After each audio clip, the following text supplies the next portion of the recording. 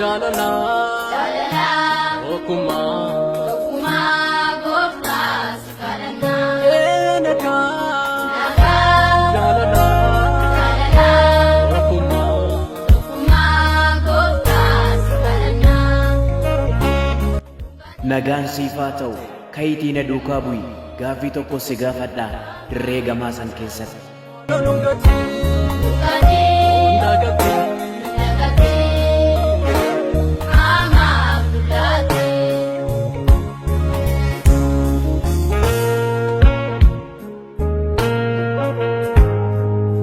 Jilba kee gadi buusitti jilbiinfadhu gaaffii tokko si gaafadha.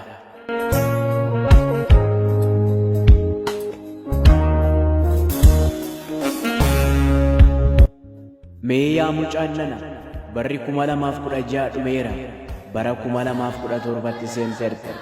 Mee bara haaraa kanatti Waaqayyo akka maal siif godhu barbaadda? Waaqayyo maal akka siif kennu barbaadda? Mee yaa mucaan nana Waaqayyo osoo saba kootii fi biyya kootii fi osoo nagaa buuseen jaalladha. Atoo silaa nagaa hin dhabne nagaadhaan jiraachatiin jirta silaa kenoo maaliifin kana dubbatte garuu anillee sababbii magaalaa jiraadhuuf nagaadhaan bahee tanan nagaadhaan gala. Garuu maatiin koo obboleewwan koo lammiin koo warri baadiyyaa jiraatan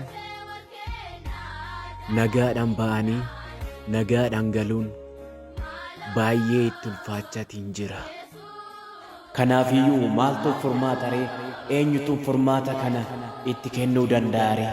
Sababbii nageenyaatiif galgalaaf ganama imimmaan isaanii gara Waaqayyootti warri facaasan jiru. Eeyyeeni dhugaadha.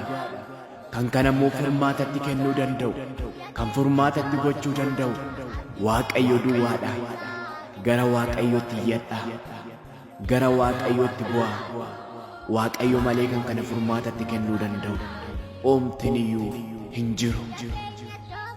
Yaa kiristaanota dammaqaa, yaa amantoota dammaqaa, gara Waaqayyoo isa Waaqayyo furmaata kennuu danda'u, gara Waaqayyo isa waan hundumaa gochuu danda'utti iyyadha.